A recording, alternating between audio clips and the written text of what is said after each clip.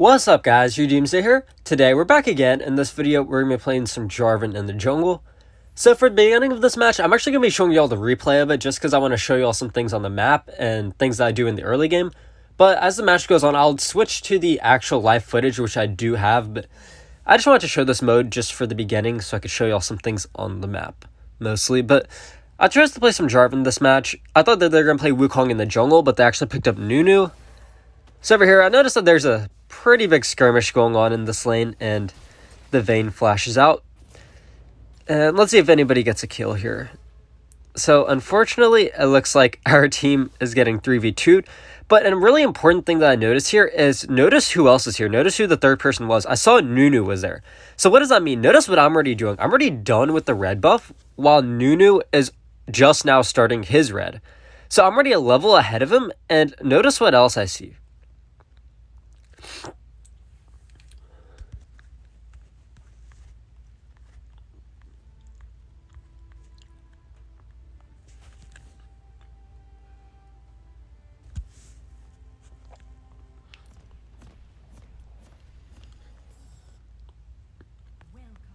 What's up guys, Doomsday here. Today we're back again. In this video we're going to be playing some Jarvan in the jungle.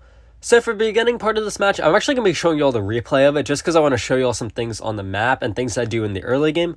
But as the match goes on, I'll definitely switch over to live footage, which I do have. But I thought I'd play some Jarvan in this match. They picked up Wukong, so I actually thought that they were going to play Wukong in the jungle, but they ended up picking Nunu later, and the Wukong ended up being in the Baron lane. But to start off, I noticed that there's a pretty big skirmish going on up here while I'm starting in my red. And a really key thing that I do see here is actually Nunu rotates. So what's the big part about Nunu rotating here? If you see, Nunu's over here, he's not even starting his jungle yet, whereas I'm about to be done with my red soon after I smite it. So what do I notice then? I know Nunu is relatively, he's not the best in the early game. He's not the best at skirmishes without teammates to follow up. But what else do I notice? Look at this mid lane matchup. This is the really key matchup that I want to point out. And one of the main reasons I want to show the replay mode. It's because it's a Corki versus Annie. And one thing about Corki is Corki has really good wave clear. And he can really push up the wave fast. So why is that key here? It's because Annie also has a short range. So actually it's harder for them to clear against a Corki. And our Corki will have the wave advantage. So we'll see that in a second over here. We'll see how Corki has this entire wave pushed up. So now, what does that mean? If this wave is pushed up, and let's say a fight breaks out on this river over here or on a river over here, notice who's going to be able to rotate first. My Corki will be able to rotate way before this Annie, and it'll be in my favor. So that's just something to keep in mind while I'm finishing up my red buff. So now that I do know that if a fight breaks out, I'll be able to get my mid rotate first. And keep an eye on this bot side over here. I actually see that this Aurelia is soon about to get the advantage, and they're getting the wave shoved in also. So after I take this, I see that this Nunu is trying to clear his red. His clear speed is not the best at level 1. All he has is his first ability, which doesn't do too much. And I can see his clear is super slow. So what do I actually decide to do here? Another key thing to notice is I've taken an extra camp than Nunu. So what else does that mean? I have an extra level on Nunu. So notice how I'm already level 2. Nunu is still stuck at level 1 until he takes that camp. Now I'm about to hit level 3 actually. So what do? I decide to go for this blue buff for a couple reasons. One, look at this matchup again. If a fight breaks out, I'll be able to get the mid rotate. I'll be able to get this bot lane rotate. Plus, I'm just ahead of this Nunu already because I'm levels ahead of him. So I'll have literally more abilities. So I decide to look for this, and I ping it out to my teammates that I'm looking for this. I pull it back, and you can see actually the Annie is trying to collapse on me from this way. They're trying to pin me in, but notice what happens just because my Corki is ahead and they just have the advantage. Annie has to turn around completely and go all the way around. And same thing with Wukong. Wukong can't make it this way to pin me in. Instead, they would have to retreat all the way back. So we'll see that happening over here.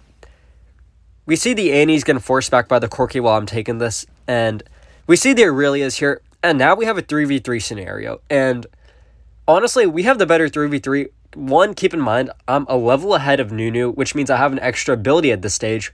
All my laners are at level 3 also. And we just have the stronger early game skirmish also. So, like, look at this. Wukong level 2, Nunu level 2, Annie is level 3, but we have just more abilities to use. And I get a really good knock up on all 3 of them. And now we're able to just clean this up completely. So I'm trying to get out of there alive. Aurelia gets a triple kill, and that's really good. Getting a triple kill on Aurelia early is so huge, because now, once they get level 5, they'll just delete anybody with a single combo. But that was a really smart invade, just because that was lined up perfectly for me. Every single scenario that I need. 1, I was ahead of the enemy jungler. 2, I got the rotate from my teammates. And those are the 2 big things you really have to keep in mind when going for invades in the early game. Just because a lot of times people will, for instance, go for this invade, but their laners won't have the priority. Their laners won't be able to rotate. So, for instance, if this Annie had pushed the Corki all the way back to here, that would have been a bad invade. Just because then Annie would have just came down along the river and collapsed me in. Or if the Wukong was ahead, then they also would have just came down the river this way and collapsed me in, and I would have gone down. But instead, we got a pretty good look. So now I get both scuttles also. I set the warding up here because I don't know which way Nunu is going to go. So while I'm taking that scuttle, another thing to keep in mind is because we got those kills and I got both scuttles, I am levels ahead of people. I am already level 5, and I see these people are super low. So actually, when going for this gank, what is the big thing to keep in mind here? And this is one of the biggest things to keep in mind when going for any sort of gank is, who are you ganking? I'm ganking a Vayne, and what does Vayne have to escape? They have their dash ability. That's really key to keep in mind, because if I just flag in carelessly and Vayne dashes away and then uses their silver bullet or whatever the ability is called to push you back into a wall and I get stunned, there's a good chance I'm going to die without flash, taking all these turret shots. So that's why I'm being very careful, and I waited for a good angle to go in. Now when I engage, the Vayne can't really knock me away as easily, and I'm able to just burst him down with my ultimate. So now I'll actually switch over to live footage. I just want to really show you all that early game invade, because it's really key to learn these kinds of factors that you have to consider when going for these invades. Because a lot of people do tend to screw up early game invades and just throw the entire match from that. So I'll switch over to live footage. Okay, so we are back, and we'll have the live footage for the rest of the match now. And actually, I just finished with my classes for the day.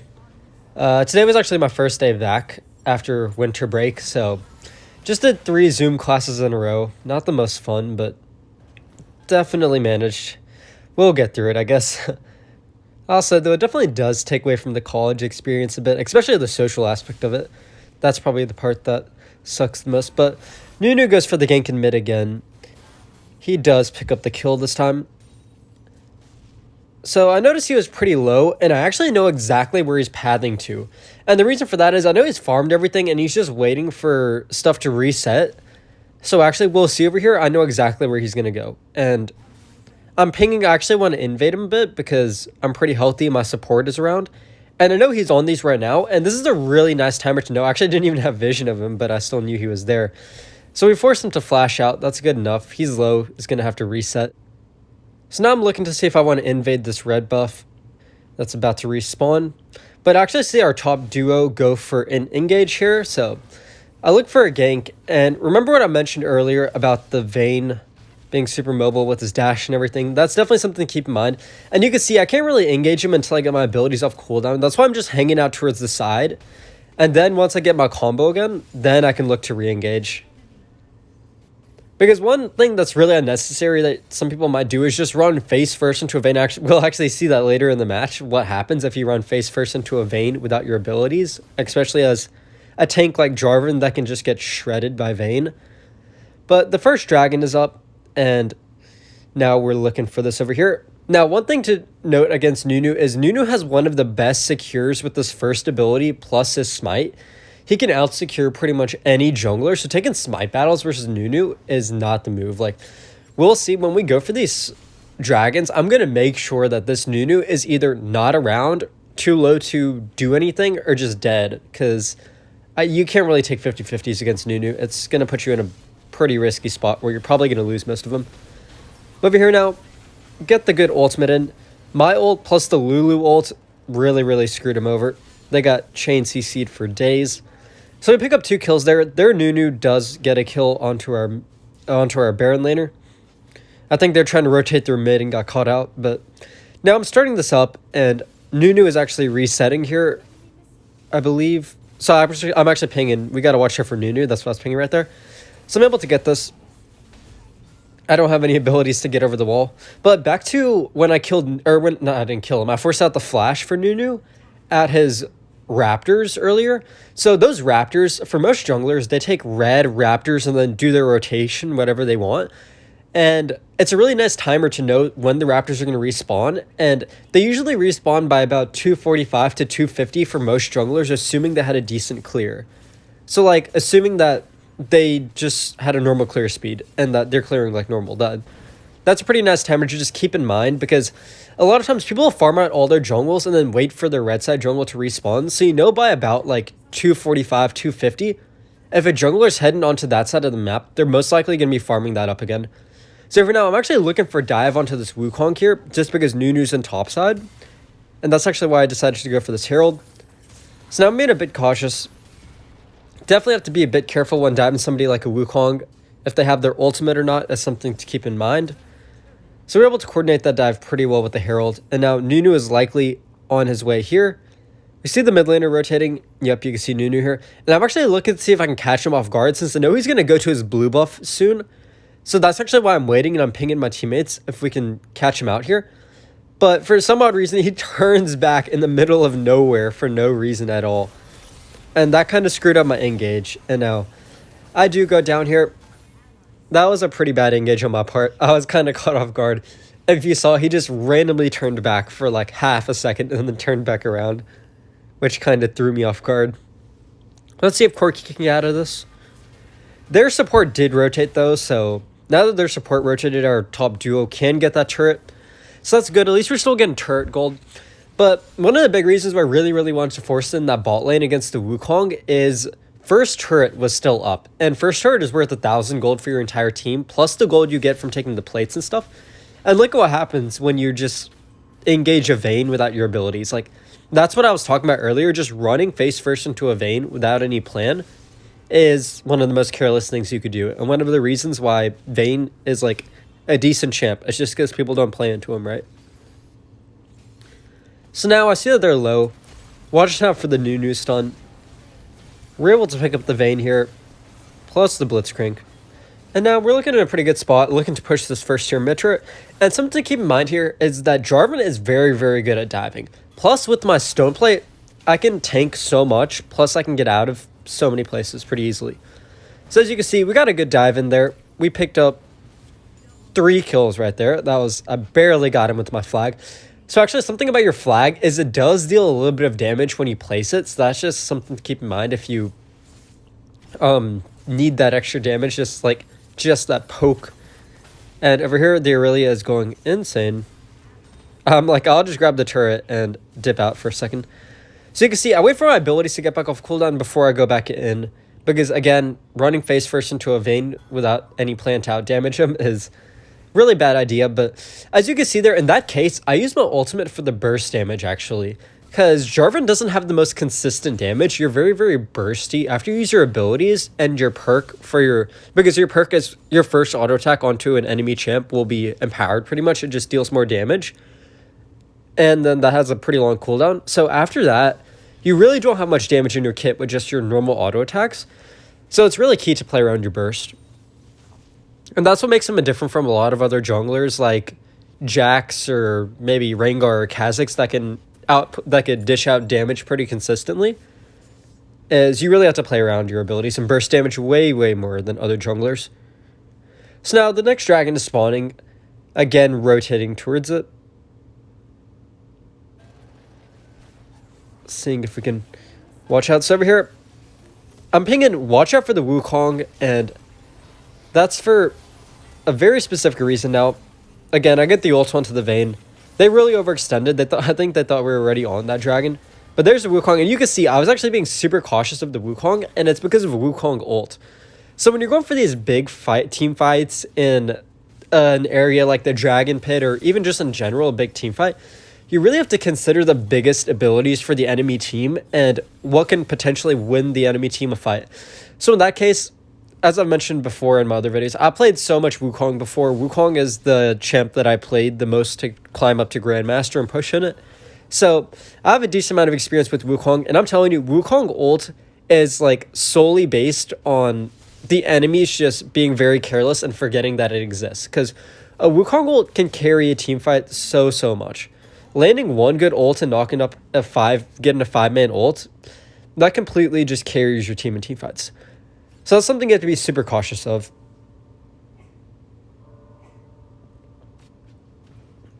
But now we're looking to fight at this Herald.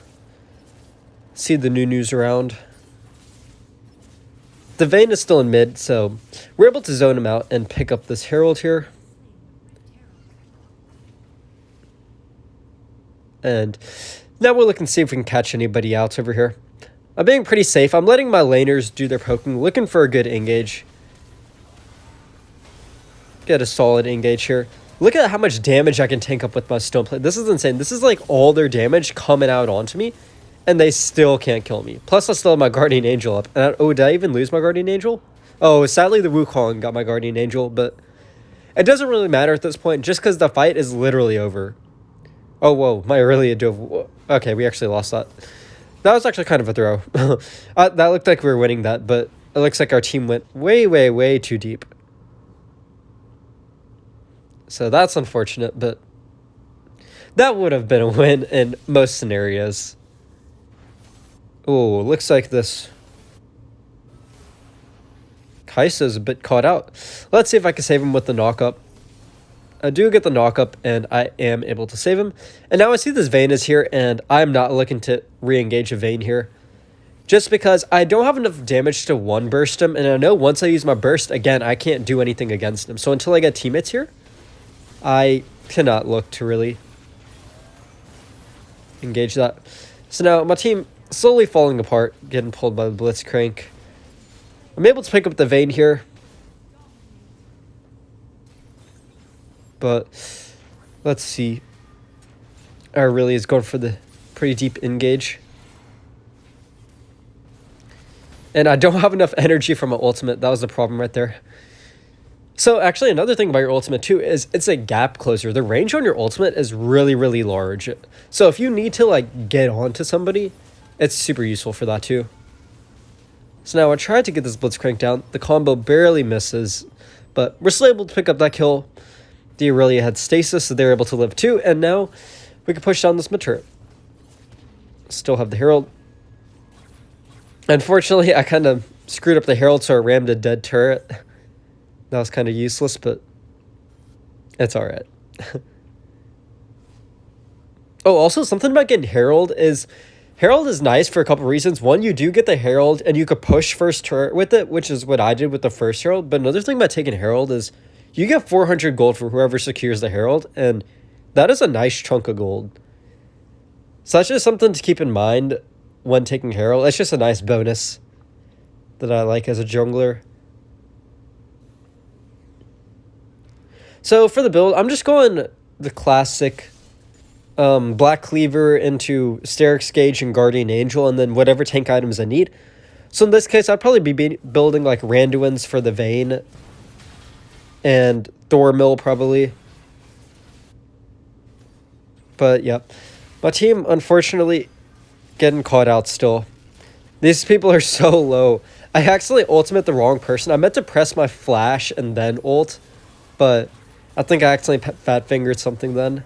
So unfortunately, I was not able to ult the Vayne and take him down, but I still live here.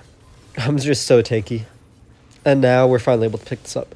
So something to do in a case like this where you're super low and your team is still healthy and they're still fighting is if you can't re-engage, the least you could do is drop your flag next to your teammates. Because something about your flag is it gives your teammates, I think it's like something like 30% attack speed extra.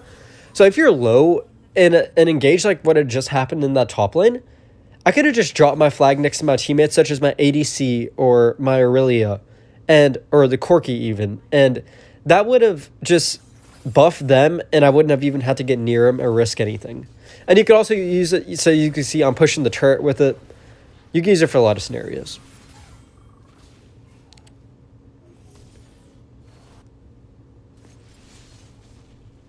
But my kill participation is so high. I've participated in 29 of our 32 kills. That is so much. Now this Aurelia. trying to just support him pretty much, seeing what we could do. Still had my Guardian Angel up. And now, seeing if this Kaisa can help clear up. Unfortunately, I do go down, but this time it was a win for my team. We didn't have to extend all the way into their base, which is what happened last time. We literally dove into their Nexus. So now we got the ace. They can't really go for Baron just because I'm dead and they're also kind of low and there's only 3 of them. So instead, they're just looking to push turrets and take the jungle instead. Definitely making use of the time that you have once you get kills. Doing productive things on the map is super key. And it's really a challenging thing to do in certain scenarios. Like, it's actually like kind of complicated how to make use, because sometimes you get a team wipe and it feels like you can't do anything at all, but you just really have to learn what the best thing to do is, whether that's push up minion waves or invade the enemy jungle or set up for a bush camp, anything along those lines. Maybe just stay in their jungle until their buffs spawn again and they overextend for them. There's so much you can do. But at this stage of the game, I'm willing to give my buffs to my ADCs who are dealing most of the damage at this point now. Because once you get past the early game, Jarvan doesn't deal the most amount of damage, and I get pulled, but I still have my stone plate. And although there's 3 of them banging away at me, they still cannot kill me, and I'm still half health. And now we can look to pick up this mid armory over here and maybe even push to end. But really, if you just flag in, use your stone plate plus a smite and your second ability is super strong just because the range is so big. Plus you slow everybody in there and get such a large barrier. But over here, the Vayne uses their dash. Now I know they have no escape. Can just ult them and clean them up after they use their dash. So we're able to take the Nexus, but I hope you enjoyed this. Make sure to like and subscribe if you have not. Comment down below, as I really do love reading the comments. And that's going to be it. I'll see you all in the next video.